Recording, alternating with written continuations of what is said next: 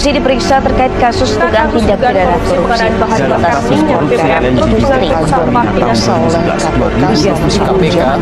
korupsi atas korupsi.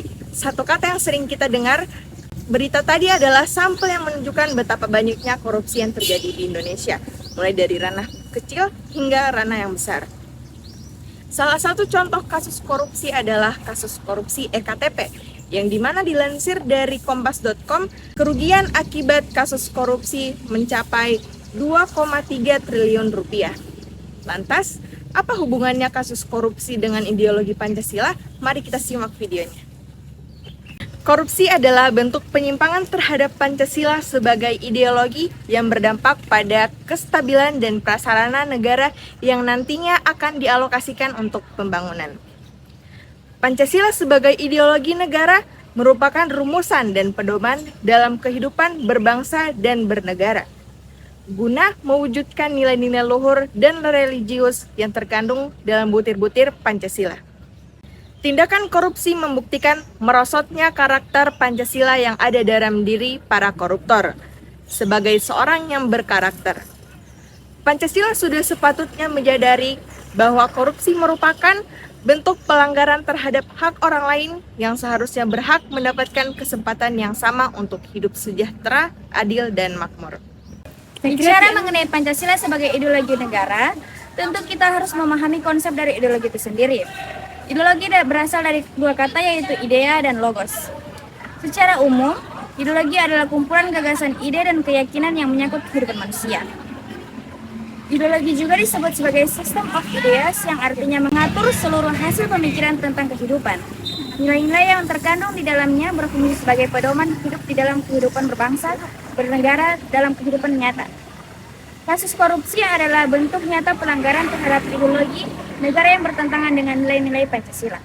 Dapat dimaknai dari implementasi Pancasila pada sila pertama, yakni ketuhanan yang Maha Esa, di mana negara Indonesia mengakui adanya 6 agama resmi, yakni Islam, Kristen, Katolik, Hindu, Buddha, dan Konghucu. Dari ke-6 agama tersebut, semuanya menyatakan menolak adanya tindak korupsi. Hal tersebut mengartikan bahwa korupsi adalah tindakan yang sebenarnya dilarang bagi setiap pemeluk agama manapun. Kemanusiaan yang adil dan beradab. Sila kedua ini menegaskan bahwa tindakan korupsi berarti mengabaikan persamaan derajat dan sikap tenggang rasa pada sesama seorang koruptor, tidak memiliki rasa keadilan dan keadaan karena yang seharusnya diberikan atau dimiliki oleh rakyat harus diambil secara sepihak untuk kepentingan pribadi mereka. Pada butir Pancasila sila ketiga, yaitu Persatuan Indonesia, juga menegaskan bahwa seorang koruptor hanya mementingkan nafsu dan kepentingan pribadinya. Mereka mengabaikan bahwa tindakan yang mereka perbuat dapat merusak sendi perekonomian, pembangunan, dan melunturkan rasa kecintaan terhadap bangsa dan negara. Dengan melakukan korupsi, berarti mereka para koruptor sudah merusak persatuan dan kesatuan nasional karena perbuatannya berdampak bukan hanya kepada tatanan pemerintahan, tapi juga kepada seluruh rakyat Indonesia yang tidak merasakan hasil pembangunan negaranya sendiri. Kemudian, kerakyatan yang dipimpin oleh hikmat kebijaksanaan dalam permusyawaratan perwakilan. Dari sila keempat Pancasila ini menegaskan bahwa perilaku korupsi hanya dilakukan bertabrakan dengan nilai Pancasila sila keempat, terutama korupsi yang dilakukan oleh parlemen kepercayaan masyarakat terhadap parlemen sebagai wakil rakyat luntur, sehingga menyebabkan rakyat beranggapan bahwa gedung Dewan Perwakilan Rakyat agaknya hanya sebagai tempat pertemuan para koruptor. Sila kelima tentang keadilan sosial bagi seluruh rakyat Indonesia. Tindakan korupsi ini mengakibatkan ketidakterwujudnya keadilan bagi seluruh rakyat, yang mana akhirnya hanya memperluas kesenjangan sosial. Anggaran yang seharusnya dialokasikan untuk kesejahteraan dan pembangunan negara disalahgunakan oleh oknum-oknum yang tidak bertanggung jawab dan tidak lagi tersisa untuk rakyat, sehingga menjauhkan kita dari cita-cita dan tujuan yang telah diimpikan oleh para pendiri bangsa, yaitu negara yang adil dan makmur. Tindakan korupsi mencerminkan penurunan karakter Pancasila dan melanggar nilai-nilai Pancasila serta prinsip negara hukum yang ada di Indonesia. Selain itu, korupsi juga menghambat pembangunan sosial dan merusak integrasi bangsa.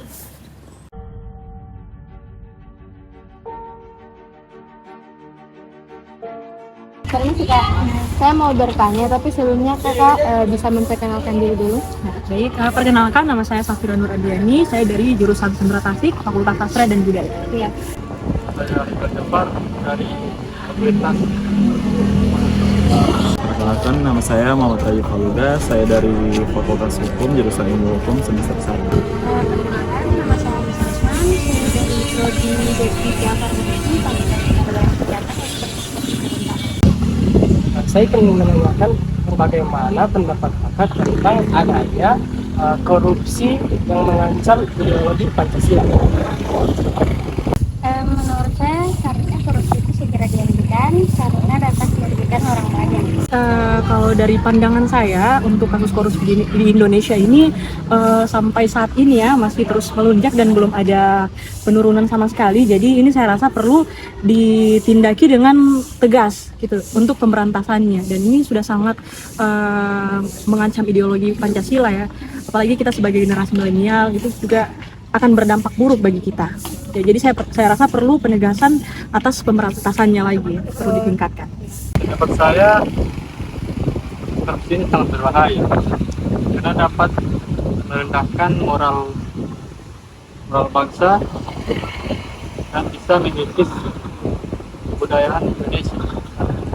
Perlu kita ketahui sebelumnya bahwa korupsi itu merupakan salah satu tindakan yang seharusnya tidak dilakukan oleh pihak-pihak yang mungkin ditujukan atau bahkan dipercayakan oleh negara. Dan perlu kita tahu bahwa korupsi ini sudah dimasukkan di dalam undang-undang, di mana peraturan-peraturan tersebut yang menyatakan bahwa korupsi ini merupakan salah satu hal yang sangat bisa berdampak buruk dan bisa bersifat merugikan dan merusak ideologi di negara. Perlu kita tahu bahwa negara kita sendiri adalah negara hukum, di mana yang patuh akan hukum, dan pastinya kita sebagai warga negara ataupun kita dari pihak pemerintah manapun, dan pasti kita harus menaati segala peraturan-peraturan yang ada di negara kita tersebut. Makasih Kak. Sebagai mahasiswa, marilah kita bersama-sama berjuang untuk bebas dari korupsi, menyuarakan nilai-nilai kebenaran, melawan ketidakadilan, dan membangun budaya anti korupsi dimulai dari lingkungan kampus. Apa pendapat kalian tentang adanya kasus korupsi yang menentang ideologi Pancasila? Jika kalian menemukan atau melihat kasus korupsi di lingkungan kalian, tindakan apa yang akan kalian lakukan?